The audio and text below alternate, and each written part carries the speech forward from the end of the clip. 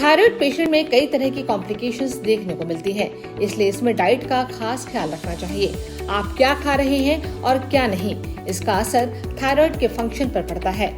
इसमें ज्यादातर हरी सब्जियां और दालें खाने की सलाह दी जाती है, लेकिन जो नॉन वेजिटेरियन हैं, उन्हें कंफ्यूजन रहती है कि क्या वो नॉनवेज खा सकते हैं या नहीं।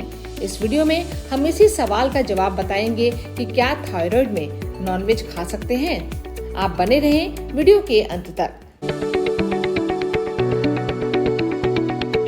थायराइड पेशेंट्स के लिए मछली बहुत फायदेमंद होती है। इसमें सेलेनियम नाम का एक महत्वपूर्ण खनिज पाया जाता है, जो कि थायराइड फंक्शन के लिए महत्वपूर्ण है। मछली में ओमेगा 3 फैटी एसिड और आयोडीन भी पाया जाता है, जो थायराइड को कंट्रोल करने में मदद करता है। आप झींगा, सैल्मन, शेलफिश और ट्यूना जैसी मछलियों का सेवन कर सकते हैं। थायराइड की समस्या आने पर चिकन भी खाना फायदेमंद है। दूसरे मांस की तुलना में ये पचाने में भी हल्का होता है। इसे प्रोटीन, विटामिन B6 और विटामिन B12 का सबसे बढ़िया स्रोत माना जाता है। इसके अलावा इसमें आयरन और जिंक जैसे मिनरल्स भी पाए जाते हैं। हालांकि इस बात का ध्यान रखें कि ये बहुत ज्यादा तेल और मिर्च मसाले में ना पकाया गया हो। कम तेल में घर का बना हुआ चिकन फायदेमंद होता है। वहीं अगर आप चिकन से ज्यादा पोषण लेना चाहते हैं तो आपको इसे उबाल कर खाना चाहिए। थायराइड में वजन तेजी से बढ़ता है, ऐसे में उबला हुआ चिकन वजन घटाने वालों के लिए बढ़िया विकल्प है। ऐसा इसलिए क्योंकि जब आप चिकन को उबालते हैं तो इसका फैट और तेल निकल जाता है। इतना ही नहीं, उबला हुआ चिकन खाने से कैलोरीज भी ज्यादा नहीं मिलती। अगर थायराइड में आपका वजन तेजी से बढ़ रहा है तो आपको अंडा खाना चाहिए। ये वजन को मेंटेन रखने के लिए एक बेहतरीन विकल्प है। इसमें भरपूर मात्रा में जिंक और प्रोटीन होता है, जो थायराइड की फंक्शनिंग को सुधार कर वेट लॉस में मददगार होती है।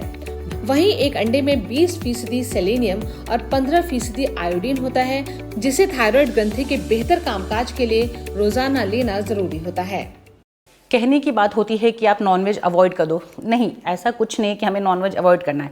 हमें अब आराम से, अब अगर आप नॉन वेजिटेरियन हैं तो आप नॉनवेज अपने डाइट में इनकॉर्पोरेट कर सकते हैं। डिपेंड करता है क्या टाइप ऑफ नॉनवेज है और उसका प्रोसेसिंग मेथड क्या है।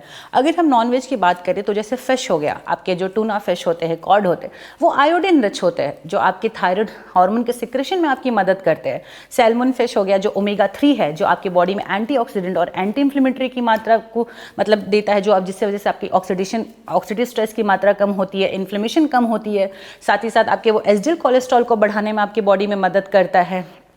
अगर हम बात करें सेलफिश में ऑयस्टर है, श्रिम्प है, ये सब सेलेनियम और जिंक रिच होते हैं, जो आपके थायराइड हार्मोन के प्रोडक्शन और रेगुलेशन में मदद करता है। आपका चिकन हो गया, टर्की हो गया, जो लीन प्रोटीन है, जो हाई क्वालिटी ऑफ प्रोटीन है, जो आपकी मसल हेल्थ के लिए अच्छा है, आपकी ओवरऑल मेटाबॉलिक हेल्थ के लिए अच्छा है। विटामिन B12 रिच होता है, वो जो आपके एनर्जी मेटाबॉलिज्म में मदद करता है। साथ ही साथ जो आपको फटीग एक सिम्टम्स है उसे रिड्यूस करने में मदद करता है। अगर हम बात करें अंडा की, तो अंडा में आपका कंप्लीट वो न्यूट्रिशन डेंस है, उसमें आयोडीन है, सेलेनियम है, प्रोटीन है, जो एक थायराइड हार्मोन के लिए बहुत ही ज़्यादा फायदेमंद साबित होता है। साथ ही साथ उसमें अमाइनो एसिड ट्रिप्सिन, जो आपके थायराइड हार्मोन के प्रोडक्शन और रेगुलेशन में मदद करता है।